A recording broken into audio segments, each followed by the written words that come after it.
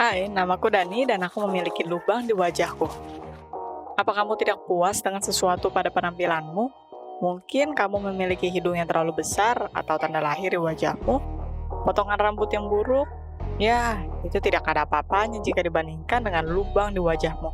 Tujuh, tapi tidak semuanya begitu buruk. Tonton video ini sampai akhir dan temukan bagaimana aku menggunakan lubang ini untuk keuntunganku. Aku memiliki orang tua yang hebat. Tidak banyak orang yang seberuntung ini. Ketika perlawanan remaja dimulai, mereka tidak memaksaku.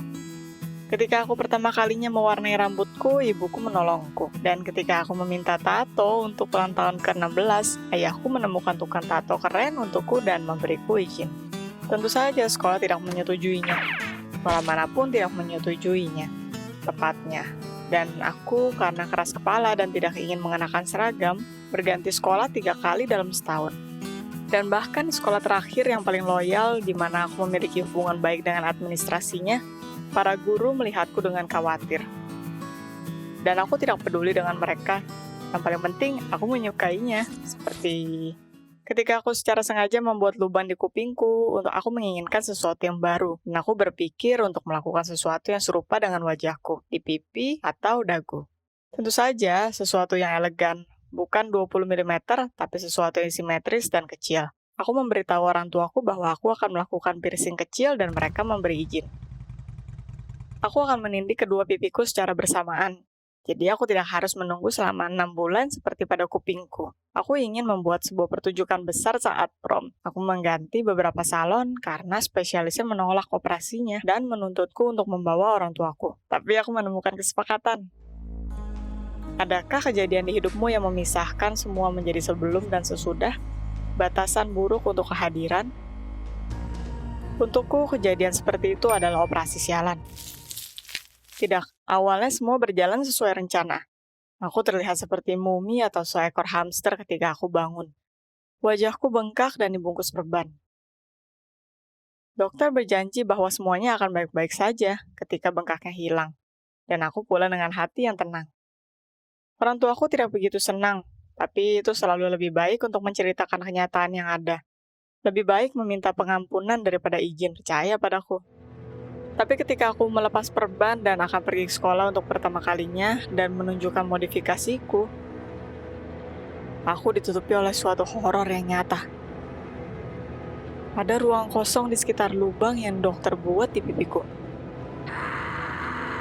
Itu terlihat seperti aku ditembak dengan wajah dari jarak dekat, atau seperti aku adalah zombie dengan makeup buruk. Semuanya memerah, berdarah, ringnya sama sekali tidak menahannya. Kulitku bergantung pada kainnya dan aku berdiri di depan cermin selama setengah jam, karena ketakutanku membuatku tidak sadar. Aku harus bergegas ke dokter itu, daripada ke sekolah dan mencari tahu apa yang sebenarnya terjadi. Dokter sama terkejutnya sepertiku dan langsung mengirimku dari salon ke klinik untuk tes dan untuk operasi yang akan mengangkat sel yang mati. Bukannya lorong kecil yang membuat gigi putihku terlihat, aku mendapatkan lubang besar yang memperlihatkan rahangku. Itu sangat menyeramkan. Jadi, aku menutupi wajahku dengan syal dan topi saat berjalan pulang. Aku berjanji pada diriku bahwa aku tidak akan lagi meninggalkan rumah karena wajahku terlihat lebih buruk daripada mimpi buruk film horor. Aku menarik gorden di kamarku dan tidak beranjak dari ranjang. Merasa sangat lemah. Lututku terkunci dan pandanganku buram saat aku berusaha untuk duduk. Ide yang membuatku merusak wajahku karena keinginan untuk berubah dan pemandangan tak beraturan ini akan bersamaku sampai sisa hidupku, membuatku mual dan jijik dengan diriku. Aku tidak bisa tidur, makan, atau bicara pada orang tuaku. Sementara aku duduk di karantina diri, takut akan sinar matahari dan tatapan orang-orang. Hasil tes dari klinik tiba. Kesimpulannya adalah sejenis infeksi ada di darahku dan aku sebaiknya segera meminum rangkaian antibiotik. Orang tuaku lanjut merawatku. Ibuku membawakan pil dan membuatku meminumnya. Ayahku segera mencari dokter bedah plastik dan aku hanya ingin mati. Si sialan dengan jubah putih menolak untuk mengambil tanggung jawab. Ayah mencoba untuk menghubunginya dan bicara dengannya. Tapi dia menutup telepon lagi dan lagi. Ternyata dia takut akan dituntut karena tidak steril dan benar melihat hasil kerjanya. Aku diselamatkan oleh kebosanan. Ya, Berbaring, sakit, dan menderita itu menyenangkan, tapi aku lelah akannya. Awalnya aku mulai makan, lalu membaca, lalu untuk pertama kalinya setelah beberapa hari pergi keluar untuk memberi ring baru untuk lubangnya. Semua orang yang kujelaskan tentang situasiku bertanya, kapan aku akan mendapatkan operasi plastik dan memperbaiki kehororan ini. Dan di satu titik aku tidak bisa menghadapinya, dan dengan kedewasaan berkata bahwa aku tidak akan pernah melakukannya. Aku tidak akan menutupi kesalahan remajaku. Di hari itu aku teringat akan seekor hewan kecil yang jahat. Aku berharap akan diejek, disalahkan, dan dinilai. Aku hampir siap untuk pertempuran ketika aku tiba di sekolah. Dan aku sangat terkejut. Pernahkah kamu salah tentang orang? Dan pernahkah kamu salah tentang orang untuk kebaikan? Aku rasa itu karena aku sudah menjadi gadis sekolah yang tidak biasa. Dan untuk teman sekelasku, syok yang sama ketika mereka melihat anting di pipi dan sebuah lubang di mana kamu bisa melihat gusiku. Semua orang memandangku, tapi bukankah itu tujuanku? Kalau tidak, mereka akan melihatku sama seperti sebelumnya. Berbagi PR, berita. Ya, terkadang itu sulit, terutama secara fisik. Kamu tahu, sampai sekarang jika aku bermimpi, makanan kadang terjatuh dari mulutku, tapi itu hanya hal kecil dalam hidup. Para guru takut denganku, tapi infeksinya berhenti menggangguku. Kematian dan kebusukan dari jaringan sel berhenti juga, dan semuanya baik-baik saja. Suatu saat aku setuju untuk difoto dengan lubangku oleh seorang teman hanya untuk kesenangan. Dia menunjukkan fotoku ke seorang teman dari sebuah toko rok, dan aku mendapatkan panggilan tawaran untuk sebuah foto iklan. Tanpa lubang di wajahku, aku tidak akan mendapat tawaran seperti ini. Dan aku yakin ini hanyalah awal. Orang tuaku tidak tahu harus berpikir apa. Mereka tidak mengharapkan ini dari anaknya. Ya, itu keren, tapi aku ditolong untuk menjadi terkenal dan populer oleh dokter yang kerakusannya lebih besar daripada ketakutannya. Ketika mereka mulai menulis tentangku, model termuda dengan sebuah cerita akan modifikasi tubuh, tidak hanya di koran biasa, tapi juga di majalah yang sangat bagus. Idiot ini berusaha mengingatkanku untuk menyebut namanya. Aku tidak tahu apa yang ada di pikirannya ketika dia memberikan beberapa interview, tepat menyebut diriku, dan operasi berakhir buruk itu. Aku sangat tersinggung bahwa namaku terlibat dalam skandal dan belum mempunyai reputasi. Dan itu bisa sangat mudah dirusak oleh beberapa orang tidak jujur. Tapi aku tidak bisa diam. Pria ini hampir menghancurkan hidupku dengan kecerobohannya. Dia bisa saja merusak penampilan orang lain yang terinspirasi oleh contohku, seperti diriku dulu. Bayangkan remaja yang memutuskan untuk memodifikasi penampilan mereka dan mendapatkan dokter seperti ini. Aku pergi ke pengadilan dengan tuntutan melawannya. Laporan medis, hasil tes hanya tidak ada foto karena di hari-hari pertama melawan penyakitnya, aku tidak mengizinkan mereka mengambil foto wajahku. Monster ini mengajukan banding melawanku. Aku menambahkan rahasia kesehatan ke tuntutanku. Tidak ada yang akan menyerah. Kita bertemu di pengadilan. Ya, aku mungkin terlalu emosional. Tapi aku hanya melindungi diriku, dan bukan hanya wajahku yang membuatku masih belum terbiasa. Aku melindungi semua yang melihat fotoku, secara rahasia ingin terlihat sepertiku. Dan dokter yang sangat kotor kalah. Hahaha, itu sangat lucu. Dia bahkan tidak membayar penalti, tapi langsung masuk penjara, dan tidak akan keluar dalam waktu dekat. Jadi sekarang aku adalah seorang model yang sukses dan kaya. Tidak untuk selera semua orang, tapi lebih menyenangkan bekerja dengan fotografer yang bisa menghargaiku. Jadi modifikasiku berubah menjadi kejelekan. Jelekan menjadi harga diri menjadi popularitas. Bahkan ketika aku dikenali dan sukses, aku masih menghindari tatapanku di cermin. Aku tergoda untuk menutupi wajahku dengan syal atau kerah jaketku di pengadilan. Ini adalah bagaimana orang melihatku. Benar-benar menatapku dengan rasa penasaran. Ya, aku masih belum nyaman untuk hidup dengan lubang ini. Di restoran, aku bisa tidak sengaja mengalirkan teh pada orang di sebelah kiri dan sup di sebelah kanan. Tapi itu bukan apa-apa. Pemotretan melelahkan, tapi aku menyukainya. Aku suka perhatian dan teman baru. Aku tidak takut akan apapun setelah ceritaku. Itu berakhir baik untukku. Apa pendapatmu? Apa kamu akan menyetujui modifikasi seperti ini dan pemotretannya? Jika kamu menyukai ceritanya, tetap di channel kami. Ada cerita keren lainnya di sini. Tekan tombol loncengnya supaya kamu tidak ketinggalan. Aku harap kesehatanmu baik dan memiliki dokter yang bisa diandalkan. Hai, namaku Olivia, aku 14 tahun. Pernahkah kamu malu dengan orang tuamu? Apa mereka mempermalukanmu di sekolah? Atau membuatmu terlihat bodoh di depan teman-temanmu? Aku harus menahan banyak kekonyolan dan penghinaan. Tonton videonya sampai akhir dan kamu akan pelajari bagaimana terkadang anak-anak bisa sangat kejam. Aku tidak pernah tahu orang tuaku yang sebenarnya. Mereka meninggalkanku di panti asuhan ketika aku masih bayi. Aku hidup di situ selama 14 tahun. Dan aku tidak bisa berkata bahwa itu masa yang buruk. Di sana ada orang dan pegawai yang baik. Aku cukup nyaman, tapi tetap saja, aku selalu berharap diangkat oleh sebuah keluarga di mana aku memiliki seorang ayah dan ibu. Tapi ini tidak terjadi cukup lama. Ketika aku beranjak 14 tahun, seorang guru menghampiriku dan berkata bahwa di sana ada sebuah pasangan menikah yang ingin mengangkatku. Mereka orang yang baik. Aku sangat bahagia dan segera setuju untuk menemui mereka. Tapi gurunya mengingatkanku bahwa aku mungkin tidak akan langsung terbiasa dengan mereka. Karena mereka spesial. Mereka adalah orang kerdil. Di saat itu aku tidak mengkhawatirkannya dan aku setuju untuk bertemu. Aku membayangkan diriku dengan orang tua baruku dan bersinar dengan kebahagiaan.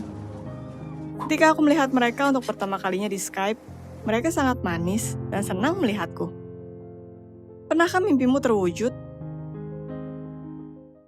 Segera hari itu tiba ketika orang tuaku datang untukku.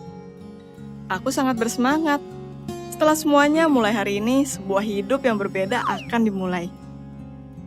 Aku tidak punya ide apa rasanya hidup dengan sebuah keluarga, tapi semuanya akan berubah.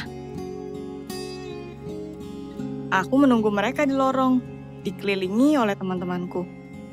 Kita berpisah dan berjanji dengan satu sama lain untuk tetap menjaga hubungan. Orang tuaku masuk dan aku melihat dua orang yang sangat pendek. Ya, aku tahu bahwa di sana ada sebuah penyakit, kekerdilan, dan tentu saja aku melihat mereka di foto dan bertemu di Skype. Aku yakin bahwa aku bebas dari penilaian orang, tapi seketika itu terasa sangat aneh. Aku menyadari tatapan dari anak-anak, dan aku bisa mendengar mereka tertawa. Orang tuaku menghampiriku dan berkata bahwa mereka senang melihatku. Aku sangat bingung dan tidak bisa menjawab. Ketika kita pergi keluar, aku berbalik dan melihat salah satu dari anak-anak tidak bisa menahan tawa, dan guru mendiamkannya. Kita datang ke rumah baruku. Orang tuaku menunjukkanku semuanya, dan aku sangat suka di sana. Itu adalah sebuah rumah yang sangat nyaman dan hangat, dengan sebuah dekorasi cantik dan simpel, dan sebuah atmosfer menyenangkan. Aku memiliki kamarku sendiri, dan di sana ada sebuah halaman besar di sekeliling rumah, dan di sana bahkan ada seekor anjing kecil. Orang tuaku sangat baik denganku, tapi aku tidak bisa melihat mereka tanpa memperhatikan keanehan mereka. Aku takut mereka merasakannya. Semua pikiran ini membuat hatiku sangat berat, dan ketika kita memiliki makan malam, aku tidak bisa memakan sebuah potongan kecil. Orang tuaku berusaha berbicara denganku, tapi aku menjawab dengan satu suku kata, dan segera aku beranjak dari meja dan pergi tidur. Aku tidak bisa menahan lebih lama lagi ketegangan ini. Keesokan harinya setelah sekolah aku pergi ke panti asuhan, ke anak-anak, berharap mendapat dukungan. Tapi ketika aku tiba, aku langsung mendengar cekikikan dan merasakan tatapan marah padaku. Aku berusaha mengacuhkannya dan hanya berbicara dengan mereka. Tapi mereka tidak berbicara. Malahan mereka mulai mengejekku dan orang tuaku, berkata bahwa mereka malu untuk berkomunikasi denganku. Aku sangat terkejut dan sedih. Apa ini orang-orang yang berteman denganku selama bertahun-tahun? Aku menangis karena penolakan dan berkata pada mereka bahwa aku pikir kita berteman. Tapi mereka meminta aku untuk pergi. Aku ditolak, dan lalu salah satu dari mereka menghampiriku dan mendorongku di bahu. Yang lain bergabung dan mereka mulai mendorongku dan tertawa. Dan lalu aku lari dari mereka. Aku mulai menyumpahi diriku karena setuju pergi dengan orang tua ini. Walaupun kenyataannya aku menyukai mereka, bahkan di pertemuan pertama kami. Aku benar-benar tidak ingin pulang. Aku langsung ke kamarku. Orang tuaku berusaha berbicara denganku, tapi aku meminta mereka untuk meninggalkanku sendiri. Aku hanya berbaring di sana dan berusaha menghadapi apa yang terjadi hari ini. Aku menyadari bahwa situasi ini tidak cocok denganku. Aku tidak siap untuk kehilangan teman karena orang asing, bahkan jika mereka secara teknis orang tuaku. Aku memutuskan untuk kembali ke sana. Pelarianku diragukan berhasil, jadi aku punya rencana lain. Aku mulai meyakinkan supaya orang tuaku yang mengembalikan sendiri diriku ke sana. Aku mulai bolos sekolah, dan ketika aku masuk, aku gagal dan kasar pada guru-guru. Segera orang tuaku menerima keluhan dari sekolah tentang perilakuku. Tapi mereka sangat sabar. Bahkan ketika aku membuat kekacauan di rumah atau merusak sesuatu, seolah itu kecelakaan. Orang tuaku mengerti dan dengan tenang memintaku berhati-hati. Tidak peduli sekeras apa aku mencoba, aku tidak bisa membuat mereka marah. Di satu titik, aku bisa mendengar mereka berdiskusi bahwa aku butuh untuk menyesuaikan diri di rumah baruku. Itu ketika aku menyadari rencanaku tidak akan berhasil. Mereka terlalu baik padaku. Itu seharusnya menyenangkan, tapi itu membuatku lebih marah.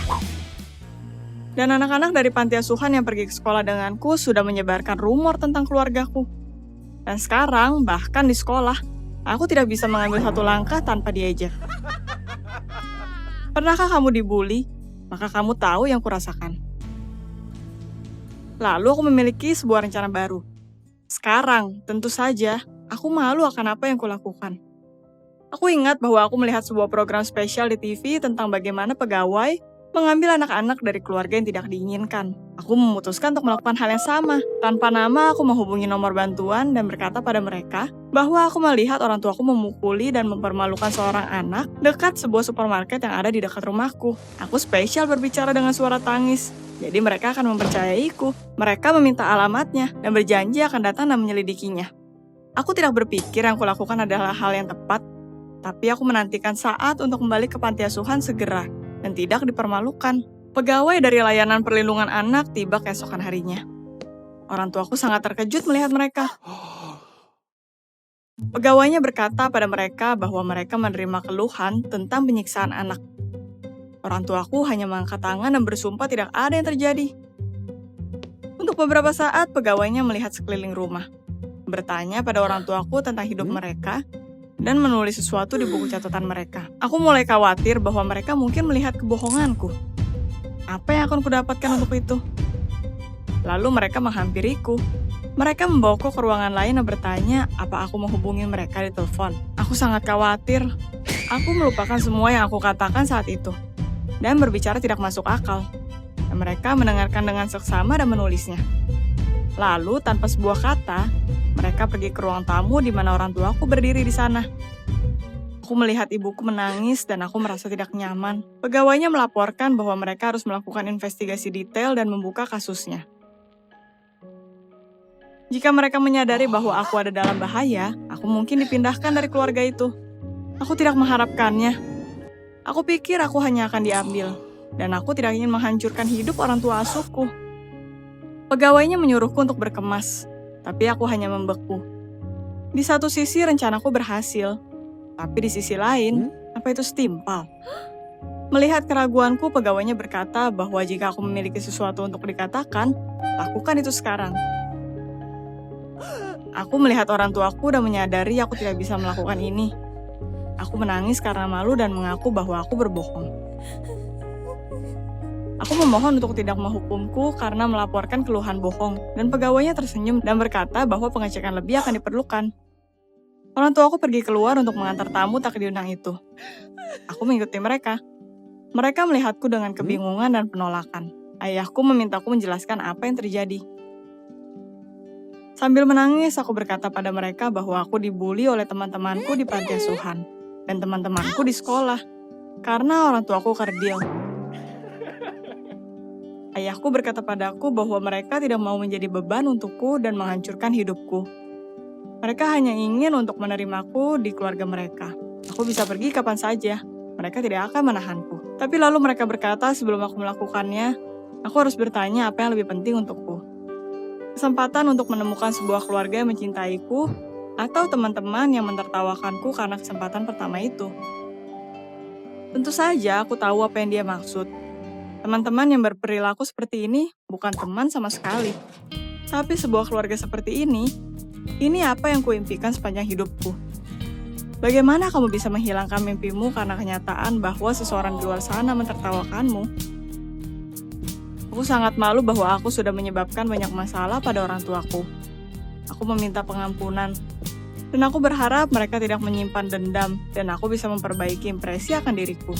Itu tidaklah lama sampai aku merasa menjadi bagian dari keluarga mereka, dan sekarang aku sangat bahagia bahwa aku masih tinggal di sana. Jika kamu menyukai ceritanya, maka like dan subscribe ke channel kami. Biarkan kamu memiliki teman sejati, bukan mereka yang berpaling darimu di saat kapanpun. Hai, namaku Carrie dan aku berumur 14 tahun. Pernahkah kamu merasa seakan kamu sangat tidak beruntung? Apapun yang kamu lakukan itu kacau. Kamu terlambat kemanapun. Apapun yang kamu inginkan lari darimu. Itu selalu terjadi padaku. Tonton video ini sampai akhir dan temukan bagaimana beberapa kecelakaan konyol menyelamatkan hidupku. Di malam ulang tahunku yang ke-15, aku memohon untuk menjadi beruntung. Dan aku memiliki mimpi luar biasa. Artis favoritku Gal Gadot dalam kostum superhero-nya terbang padaku dan secara pribadi mengucapkan selamat ulang tahun. Sebagai hadiah, dia memberiku sebuah 4 daun semanggi dan berkata itu membawa keberuntungan. Sebuah kejutan. Ketika aku terbangun, aku menyadari bahwa itu sebuah mimpi. Mimpi lainnya... Segera setelah aku bangun, aku seketika menginjak sesuatu yang basah. Ups, Bruce meninggalkan kejutan lagi. Aku masih tidak beruntung, tapi sebenarnya aku memiliki ulang tahun, jadi aku ingin menghibur diriku. Aku mengenakan gaun pink. Semua orang di sekolah akan terkejut. Aku mendapat kue ulang tahun dengan lilin untuk sarapan. Sesudah aku meniupnya, aku tak sengaja mengotori gaunku dengan krim. Seperti biasa. Aku mencari ide sangat lama tentang apa yang harus kukenakan, selain gaun. Tapi semuanya masih di laundry. Hanya ada kaos hitam dan celana jeans. Pakaian paling bodoh yang bisa kamu kenakan saat ulang tahunmu. Aku pergi ke halte bus, tapi bus sekolahnya sudah pergi. Dan itu adalah yang terakhir di hari itu. Aku menghabiskan waktu saat mencari baju. Sungguh menyebalkan. Pernahkah kamu terlambat ke sekolah? Apa kamu mendapat hukuman? Aku pulang ke rumah dan memutuskan untuk mengendarai sepeda ke sekolah. Hari itu ada kelas favoritku, kimia.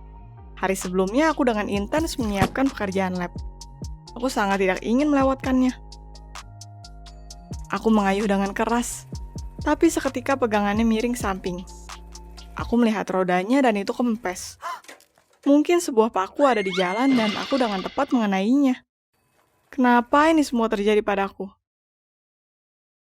Sementara aku bertarung dengan rodanya, satu pria menghampiriku. Namanya Max, dan dia 16 tahun. Dia cukup ahli dengan sepeda. Dia dengan cepat memperbaiki sepedanya dan kita melanjutkan perjalanan bersama dan mengobrol di sepanjang jalan. Aku berkata padanya bahwa itu hari ulang tahunku dan aku sangat tidak beruntung. Dan saat aku mengatakan ini, aku tersiram oleh lumpur dari kepala sampai kaki. Dari mana asalnya ini? Di sana ada genangan air di jalan yang belum kering. Dan aku melewatinya saat mobil melewatinya juga dengan kecepatan penuh. Sungguh kacau. Max berkata dia tinggal di dekat sekolahku, jadi aku bisa ke tempatnya sebelum kelas untuk membersihkan diri. Itu sangat melegakan. Kita tiba di rumah Max. Itu terlihat seakan itu akan roboh. Temboknya retak semua. Plasternya hampir runtuh. Beberapa kaleng koktail dan box pizza kosong berserakan di lantai. Max berkata itu karena ayahnya. Sejak ibunya meninggalkan mereka, ayahnya tidak menjadi dirinya sendiri. Dia keluar dari pekerjaannya, mulai minum-minum. Sebuah rumah menjadi kekacauan total, dan mereka sama sekali tidak punya uang. Aku merasa kasihan pada Max. Dia juga tidak beruntung. Akhirnya aku membersihkan diri dan mulai terlihat seperti manusia lagi. Sebelum aku pergi, Max berkata dia memiliki hadiah untukku. Itu sangat tidak diharapkan. Aku belum melihatnya, tapi itu terlihat bagus. Max memberiku sebuah tudung merah dengan sesuatu yang hijau tercetak di belakangnya. Kamu tidak akan menebak apa yang tercetak. Sebuah daun semanggi. Daun yang sama yang ada di mimpiku. Wah, itu gila. Itu adalah tudung keberuntungan, kata Max. Dan aku orang yang lebih memerlukannya. Dengan hati senang aku pergi sekolah. Beruntungnya aku bertemu dengan Max. Dia keren. Tapi mood baikku hilang ketika polisi menghentikanku di gerbang sekolah. Dua petugas berkata aku harus ikut dengan mereka. Apalagi, apa yang aku lakukan? Di kantor polisi, mereka menjelaskan padaku bahwa mereka sudah mengincar seorang remaja tak diketahui dengan sebuah tudung merah dengan daun di punggungnya. Dia mengambil beberapa makanan dari supermarket kemarin dan pergi tanpa membayar. Apa itu Max? Walaupun tentu saja itu mungkin, karena kulkasnya benar-benar kosong dan mereka tidak bisa mendapatkan uang dari manapun. Aku ditaruh di sel sampai situasinya sudah diklarifikasi. Di sana ada seorang gadis duduk di sebelahku, yang berada di sana karena perkelahian. Namanya Penny. Dia sekitar 20 tahun. Kita berbincang dan aku mengeluh tentang betapa tidak beruntungnya diriku. Dan Penny tersenyum dan berkata bahwa yang tidak beruntung hari ini adalah saudarinya. Dia mengendarai sepeda ke sekolah yang sama denganku dan ditabrak oleh seorang pemabuk brengsek yang lalu dia temukan dan dia beri pelajaran. Di saat itu, saudara Penny berjuang untuk hidup di unit perawatan intensif dan idiot itu melaporkan Penny ke polisi. Wow, aku bisa saja ada di posisi saudara Penny. Ternyata aku beruntung saat itu. Aku merasa tidak tenang dan terdiam, dan lalu aku dibebaskan.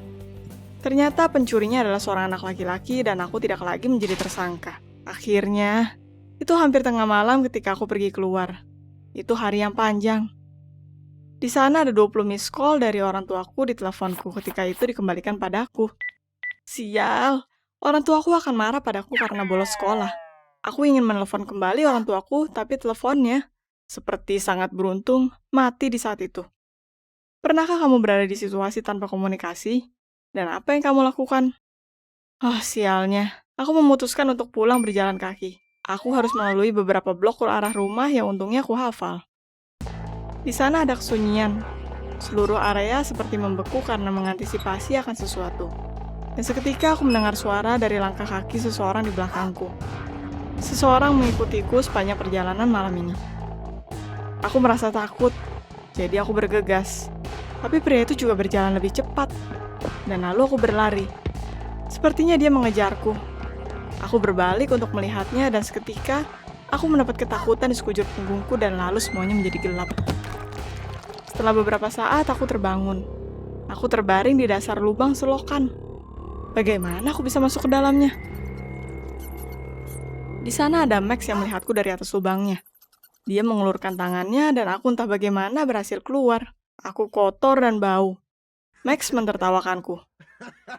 Dia berkata bahwa dia mengenaliku dari belakang dan ingin mengantarku pulang. Tapi aku berlari dan jatuh ke lubang selokan yang terbuka. Kita hampir mencapai rumahku, tapi seorang mobil polisi dengan lampu menyala berhenti di samping kami. Polisinya keluar, menaruh kami di sebuah mobil yang berkendara ke stasiun. Aku tidak bisa percaya bahwa semua ini terjadi padaku. Itu adalah hari yang tak berujung. Ternyata polisinya memiliki sketsa akan pencuri dengan tudung merah, dan itu adalah Max. Aku salah ditangkap karena dikira dirinya. Max menerima semua tuduhannya, berkata bahwa aku tidak ada hubungannya. Hanya seorang teman. Dia memberiku tudungnya pagi ini dan hanya mengantarku pulang ketika polisi menangkap kami. Polisi menghubungi orang tuaku untuk menjemputku. Aku sudah bersiap untuk sebuah skandal besar. Tapi orang tuaku datang ke kantor polisi dengan air mata, dan mereka sangat senang untuk melihatku. Mereka mencium dan memelukku seperti kita tidak melihat satu sama lain untuk waktu yang lama. Aku tidak mengerti apa yang membuat mereka seperti ini. Kita pulang ke rumah dan ibuku berkata bahwa sebuah kecelakaan terjadi di pelajaran kimia sore ini. Sebuah kelas terbakar selama pelajaran lab. Beberapa murid dibawa ke rumah sakit dengan luka bakar. Di sana ada sebuah kekacauan besar. Orang tuaku tidak bisa menemukanku di antara korbannya dan tidak tahu harus berpikir apa. Dan ketika polisi menghubungi mereka sangat senang bahwa aku selamat. Ternyata aku beruntung bahwa aku tidak pergi ke sekolah dan tidak ada dalam kebakaran. Mungkin semua kejadian aneh ini dan situasi konyol yang terjadi padaku bukan karena aku tidak beruntung, tapi itu menyelamatkanku dari sebuah kecelakaan saat kelas kimia. Jika aku di sana, aku jelas akan menjadi korban utamanya. Ketika aku pergi tidur, pikiran tentang Max tidak bisa meninggalkan kepalaku. Aku ingin mengembalikan tudungnya, mungkin itu akan bisa menolongnya. Aku tertidur memikirkan tentang itu dan terbangun karena bisikan Bruce. Si pembuat onar itu duduk di ranjangku dan memegang ranting dengan daun semanggi sungguhan di giginya. Wow, sungguh kebetulan. Jadi daun di mimpiku berubah jadi kenyataan. Itu menghilang, tapi Bruce menemukannya. Hore! Sekarang semuanya pasti akan berfungsi. Aku ragu untuk pergi ke stasiun untuk menemui Max, tapi polisinya berkata dia diantar ke pengadilan. Dia harus melalui beberapa bulan pelayanan sosial. Sayang sekali aku terlambat. Aku bertemu dengannya sebulan kemudian. Kita sangat senang untuk bertemu. Aku mengembalikan tudungnya dan sejak saat itu, keberuntungan ada di pihaknya. Dia tersenyum dan memelukku. Itu sangat manis. Dan aku menyadari bahwa keberuntungan tidak terdiri dari gabungan keadaan, tapi dari orang-orang yang mengelilingi kita dan menyelamatkan kita di situasi yang sulit. Dari teman-teman yang dekat ketika semuanya berjalan buruk dan hancur. Jika kamu menikmati cerita ini, like dan subscribe ke channel ini. Hai, namaku Kate dan aku berumur 14 tahun. Apa kamu pernah mengorbankan kesehatanmu karena ketakutanmu? Sejujurnya aku tidak takut ketinggian, laba-laba, tikus, dan kegelapan. Satu hal yang menakutiku adalah dokter gigi. 3 tahun lalu aku memiliki janji dan aku sangat takut, sampai aku bersumpah tidak akan pergi ke dokter gigi lagi. Tonton video ini sampai akhir dan temukan bagaimana ketakutanku akan dokter gigi berhasil kuhadapi. Aku suka permen, keripik, soda, dan permen karet. Aku tahu bahwa mereka berbahaya, tapi aku tidak bisa menolaknya, dan aku terkadang lupa untuk menggosok gigiku. Aku sepertinya berlebihan dengan manisan hari itu. Selama pelajaran terakhir, aku merasa bahwa gigiku mulai terasa sakit. Aku sering memiliki sakit gigi. Ini semua karena lubang dan kecintaanku pada junk food. Ibuku berkata bahwa saat aku berusia 20 tahun, semua gigiku akan jatuh dan aku akan terlihat seperti wanita tua. Aku berharap bahwa sakitnya akan berakhir seperti biasanya dalam beberapa jam. Tapi kali ini giginya memutuskan untuk membalas dendam padaku untuk tumpukan keripik dan banyaknya kola manis. Ketika aku sampai di rumah, sakitnya menjadi lebih buruk. Aku menolak makan malam dan duduk di kamarku sepanjang malam. Ibuku bertanya apa aku baik-baik saja. Aku harus berbohong bahwa semuanya baik-baik saja. Aku tidak suka berbohong pada ibuku, tapi jika dia tahu bahwa aku memiliki sakit gigi, dia akan segera menyeretku ke klinik. Dan ini adalah hal terburuk di dunia. Apa kamu sering membohongi orang tuamu? Sepanjang malam, sakitnya menjadi tidak tertahankan. Aku siap untuk menggigit bantalku untuk mencegahku berteriak di seluruh rumah. Tentu saja tidak ada pertanyaan untuk tidur. Untungnya aku mengingat ada pil. Aku akan meminum penahan rasa sakit dan akan baik-baik saja. Berusaha tidak membuat keributan, aku pergi ke dapur. Ini dia pertolongan pertamanya. Aku akan merasa lebih baik. Aku sangat sibuk mencari penyembuh sampai tidak mendengar derap kaki ibuku. Oh tidak, dia akan menebak sekarang. Untungnya aku mendapatkan ide untuk berkata bahwa aku ingin meminum air. Ibu pergi dan aku membawa seluruh paket penahan rasa sakit dan kembali ke kamarku. Aku pergi ke ranjang dan berusaha tidur karena aku tidak harus merasakan sakit ini dalam tidurku. Pilnya tidak bekerja. Dengan putus asa aku meminum 2 lagi. Walaupun di instruksi dijelaskan bahwa dosis yang berlebihan bisa membuat kejang perut. Aku tidak peduli apa yang terjadi di perutku selama gigiku berhenti sakit. Aku tidak tidur sampai pagi hari. Aku merasa otakku sedang dibor. Di sekolah, aku tidak bisa duduk tegak. Pipiku mulai berkedut. Sakitnya menjadi lebih kuat dan tajam. Mataku menjadi hitam sampai aku mengira aku akan pingsan. Aku seperti termometer berjalan dan perutku sakit akibat obat tersebut. Setelah kelas, aku meminta temanku Mary untuk mengantarku pulang. Jalan pintas terasa seperti maraton. Temanku segera menyadari sesuatu salah denganku. Aku mengeluh pada temanku tentang kesakitannya. Mary berkata padaku untuk segera ke dokter gigi daripada meminum terlalu banyak anestesi. Saran yang cemerlang. Aku lebih baik kesakitan selamanya dan tidak makan apapun selain pil daripada duduk di kursi dokter gigi. Mary mengantarku sampai ke pintu. Kita berpisah. Pandanganku sangat buram sampai aku tidak bisa memasukkan kunci sampai kelima kalinya. Ibuku sepertinya menebak sesuatu, walaupun lagi-lagi aku menolak untuk makan dan segera pergi ke kamarku, berusaha untuk tidak menunjukkan pipi bengkakku pada ibuku. Aku menghabiskan sepanjang malam mengalihkan diriku dari rasa sakit. Melukis, berbincang dengan teman, menonton film, bahkan mengerjakan tugas aljabrah, tapi tidak ada yang membantu. Bagaimana kamu mengatasi rasa sakit? Aku harus mempersiapkan tugas kimia, tapi aku tidak bisa memikirkan apapun selain gigiku. Ujian yang kutakuti seminggu lalu, kini seperti bukan apa-apa. Pikiranku berlomba, aku tidak bisa berkonsentrasi. Gusiku berkedut, tak tertahankan, dan pipiku masih sangat panas dan berdenyut. Aku mengambil pilku lagi, dan rasa sakitnya berhenti. Hanya untuk menyiksaku lagi. Aku melempar tubuhku ke ranjang dan mengubur wajahku di bantal. Aku tidak tahu apa yang harus kulakukan. Aku hanya berbaring di sana dan menangis sunyi sehingga ibuku tidak mendengarnya. Aku butuh untuk menghentikan histeria ini. Air mata tidak akan menyembuhkan sebuah gigi. Hampir tidak membuka mataku dari sakit luar biasa di kepalaku. Aku pergi ke internet dan mulai mencari cara untuk menyembuhkan gigiku sendiri. Aku takut akan suntik dan aku tidak tahu cara melakukannya. Kompres sulit, tapi bilas mungkin berhasil. Sekarang aku hanya harus pergi ke apotek dan semuanya akan baik-baik saja. Aku tidak berani pergi di malam hari. Ibuku tidak tidur nyenyak. Dia akan bangun dan menangkapku. Yang berarti bahwa aku tidak bisa kabur dari dokter gigi. Aku harus menunggu sampai pagi hari. Aku sama sekali tidak tidur sebelum subuh. Tapi aku menemukan cara untuk mengecoh ibuku. Aku berpura-pura akan pergi ke sekolah, tapi aku pergi mengelilingi rumah dan bersembunyi di belakang rumah. Menunggu ibuku pergi kerja, aku takut untuk pergi langsung ke apotek. Tidak ada yang lebih buruk dari bertemu ibuku di belakang. 5 menit terasa seperti selamanya. Setidaknya dia pergi. Jalannya terbuka. Aku segera berlari ke apotek untuk cairannya dan kembali ke rumah secepat peluru. Ya, cairannya tidak murah. Untuk uang ini aku bisa membeli 2 kilo dari permen favoritku. Walaupun aku rasa aku cukup memiliki manisan. Apa kamu bisa menyerahkan makanan favoritmu untuk kesehatan? Aku menyiapkan cairan sesuai dengan instruksi. Membilas gigiku menyeluruh setiap 3 jam, tapi tidak ada efeknya. Pipiku bengkak seperti popcorn, dan aku mulai berpikir bahwa sesuatu bergerak di bawah gigiku. Seperti beberapa ulat berdiam di gusiku dan mengunyahnya.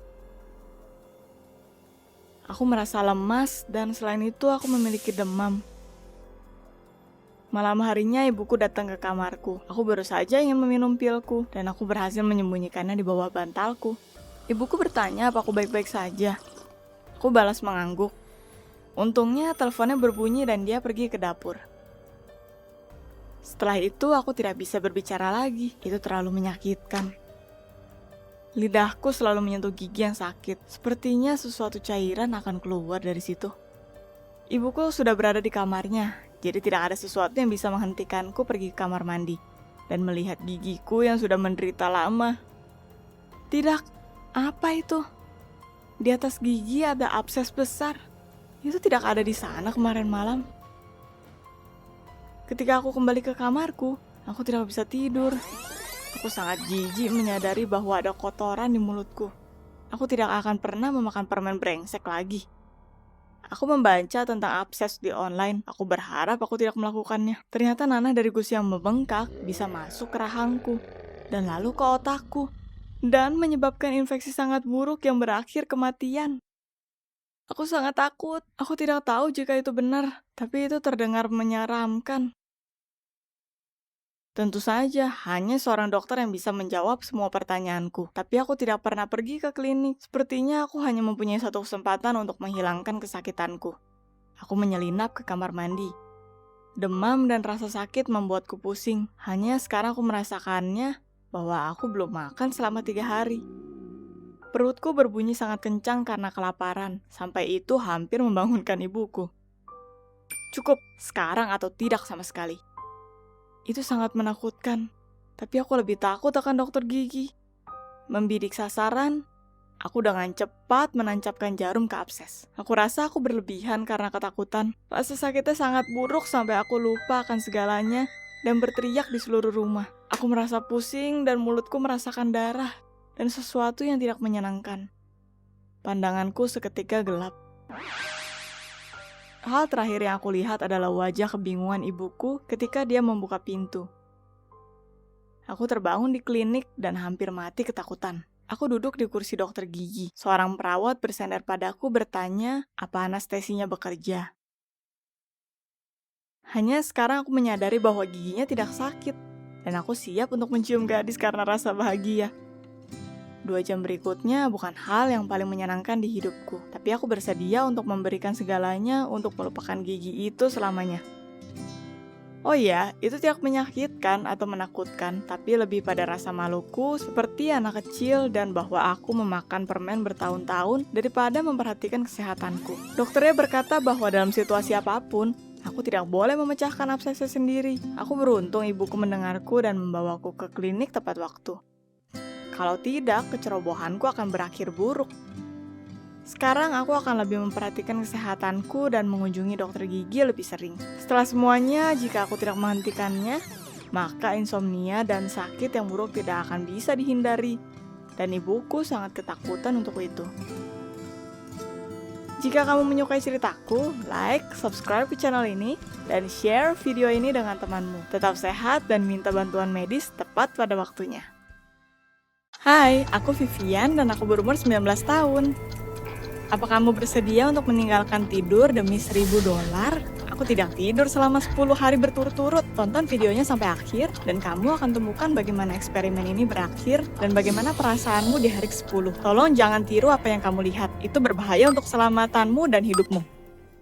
Suatu hari Sharon dan Kimberly mengingatkanku bagaimana aku membual tentang kemampuan untuk tidur hanya 3-4 jam.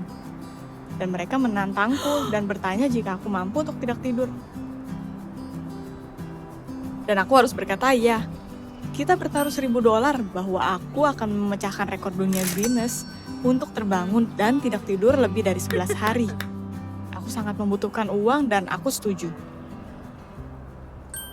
Selama ini aku harus tinggal di apartemenku dan menyiarkan video di sosial media. Aku diperbolehkan untuk pergi ke toilet dengan 5-7 menit maksimum dan mandi selama 15 menit. Sebenarnya Sharon dan Kimberly bahkan menginginkanku untuk duduk di kamar mandi dengan sebuah kamera. Tapi aku menolaknya. Tidak mungkin. 3 hari pertama dari eksperimen berjalan baik dari segi kondisi fisik. Tapi secara psikologis itu sulit. Masih ada banyak hari di depan dan apa yang akan aku lakukan di hari-hari ini?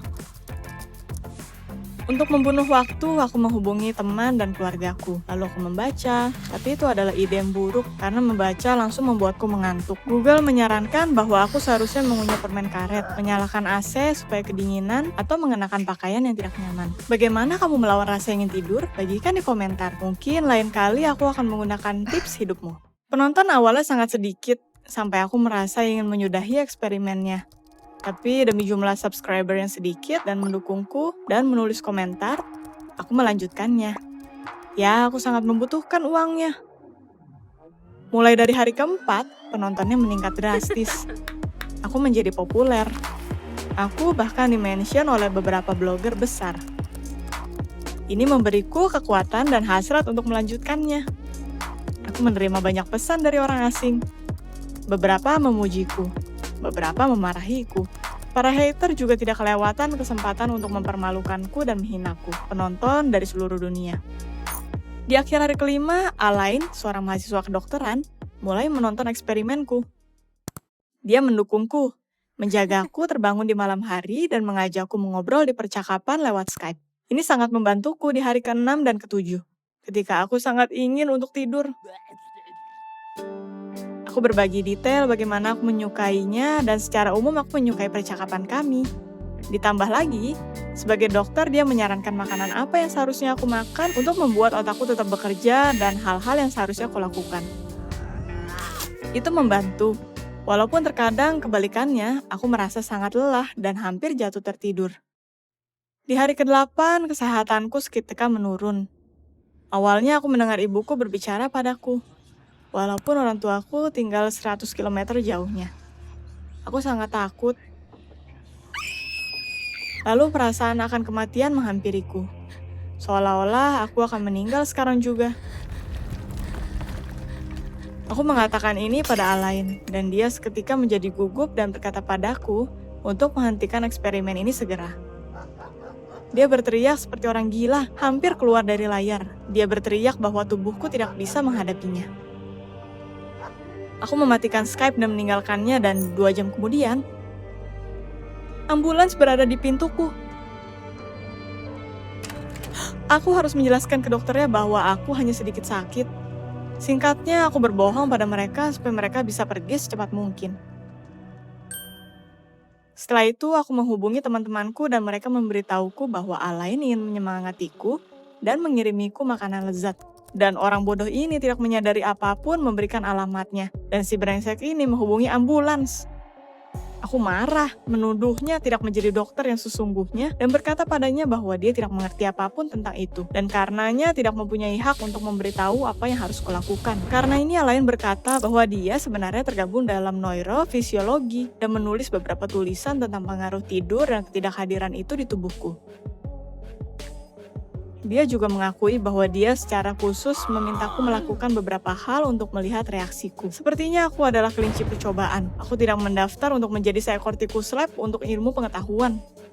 Dan kamu baru mengakuinya, aku berteriak. Lalu ada beberapa ucapan seperti, aku malu, aku ingin memperbaiki semuanya. Aku minta maaf. Hentikan eksperimennya. Setelah ini aku menutup telepon dan memblokir semua akunnya. Pernahkah kamu ingin menendang pintu, menghancurkan piring dan furniture karena kemarahan? Bagaimana kamu menghentikan dirimu? Satu-satunya hal yang menghentikanku adalah bahwa itu apartemen sewaan dan tidak ada yang bisa dihancurkan di sini. Aku memutuskan untuk mengekspresikan kesakitan akan pengkhianatan ke penontonku, tapi aku tidak bisa melakukannya. Hatiku sakit, mulai berdetak tidak teratur. Mataku seketika menghitam dan aku duduk di kursi. Di sana ada sebuah perasaan ketakutan. Lalu Alain muncul di hadapanku. Dia berbicara dengan suara ibuku dan memanggil untuk makan malam. Halusinasinya tidak pergi untuk beberapa waktu. Jadi aku menyalakan film di laptopku untuk menghilangkan gejalanya. Aku butuh uang. Aku memberitahu diriku. Aku sangat membutuhkannya. Kenyataannya adalah bahwa ibu dan ayahku baru saja kehilangan pekerjaan karena krisis. Pinjamannya tidak cukup. Dan aku tidak bisa mendapatkan pekerjaan baru. Jadi aku menyetujui taruhan ini karena itu adalah $1.000. Hari ke-9 lebih sulit secara mental, fisik, dan psikologis. Aku tidak memiliki kekuatan untuk bertahan. Jadi aku berjalan di sekeliling ruangan dalam lingkaran. Dan ketika aku lelah berjalan, aku berbaring di lantai. Aku tidak memikirkan apapun, tapi aku merasa berat tak tertahankan. Telingaku berbunyi dan itu tidak mungkin untuk berkonsentrasi akan apapun. Aku hampir menyerah dan pergi tidur, tapi aku takut karena otakku berhenti mengirimkan sinyal waktunya tidur.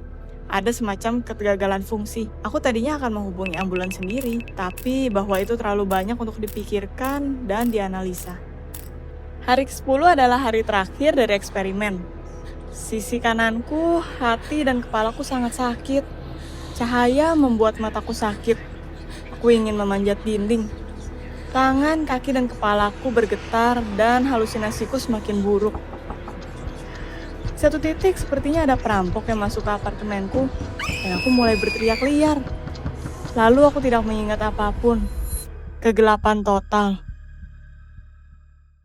Aku terbangun di rumah sakit dan diinfus dan mengejutkannya dalam kondisi prima. Sharon dan Kimberly ada di sana. Mereka berkata padaku bahwa mereka datang berlari seketika aku merasa sakit. Tapi Alain mendahului mereka. Dia menyuntikku dengan sesuatu yang membuatku langsung tertidur. Teman-temanku menghubungi polisi dan dia diangkut ke kantor polisi karena menyediakan layanan medis tanpa izin. Aku merasa sedih akan Alain. Dia menderita dan sangat ingin membantu. Sesaat setelah aku dibebaskan, aku pergi ke kantor polisi untuk menulis pernyataan bahwa aku tidak memiliki keluhan terhadapnya. Tapi ternyata itu tidak semudah itu. Aku harus memberitahu polisi tentang eksperimennya, taruhan dengan temanku sebesar $1.000, saran Alain untuk menghentikan semuanya, dan aku yang mengacukannya. Bahkan Sharon dan Kimberly diinterogasi, dan mereka sudah menyesali bahwa mereka mengacaukan semuanya dan tidak menghentikan taruhan bodoh itu. Setelah menonton streaming terakhirku, polisi yakin bahwa hidupku ada dalam bahaya dan Alain melakukan kejahatan untuk menyelamatkanku. Mereka membebaskannya, tapi itu tidak membuatnya merasa lebih baik. Di institusinya mereka belajar tentang 10 hari mimpi buruk, tes rahasia Alain, sarannya, dan lain-lain. Dia dihukum, sangat buruk. Aku pikir kejadiannya berakhir, tapi ternyata itu baru permulaan. Karena aku, dia kehilangan bisnis favoritnya dan seluruh tujuan hidupnya. Lagi pula dia bukan orang yang jahat dan ingin mendukung ilmu pengetahuan. Dia hanya tidak memilih jalan yang tepat. Alain berkata padaku untuk pergi ke neraka, memblokir semua jaringan sosialku, dan akhirnya dia mengutuk ilmu pengetahuan. Itu adalah hal terburuk dalam hidupku dan aku harus memperbaikinya. Aku menulis surat dengan detail yang menjelaskan eksperimennya dan bagaimana Alain menyelamatkan hidup dan mengirimnya ke semua institusi medis di Amerika dengan harapan bahwa mereka akan menerimanya. Sekarang kita hanya bisa menunggu. Aku rasa itu lebih baik daripada tidak sama sekali. Aku memohon Alain untuk menemuiku. Awalnya aku meminta pengampunannya untuk semua horor itu, dan dia juga tulus meminta maaf. Dan lalu aku memberitahunya tentang surat ke beberapa institusi medis. Alain terkejut dan sangat senang bahwa ada jalan keluar dari situasi ini. Dia berjanji padaku untuk tidak bereksperimen dengan orang lagi. Ceritanya tidak berakhir di sana. Situasi dengan orang tuaku semakin buruk dan aku meminta subscriberku untuk menolongku mencarikan pekerjaan. Dan aku menemukannya. Walaupun itu sementara, ini adalah uang yang sangat dibutuhkan keluargaku sekarang. Sharon dan Kimberly memberiku $1.000 itu dan meminta maaf lagi. Jika kamu menyukai ceritanya, tunjukkan dengan cara like videonya. Aku akan sangat senang. Cek channel ini lebih sering. Kita rutin meluncurkan cerita baru untukmu. Subscribe dan tekan tombol loncengnya, jadi kamu pasti tidak akan melewatkan episode berikutnya. Aku harap kamu tidur dengan baik dan memiliki kebahagiaan.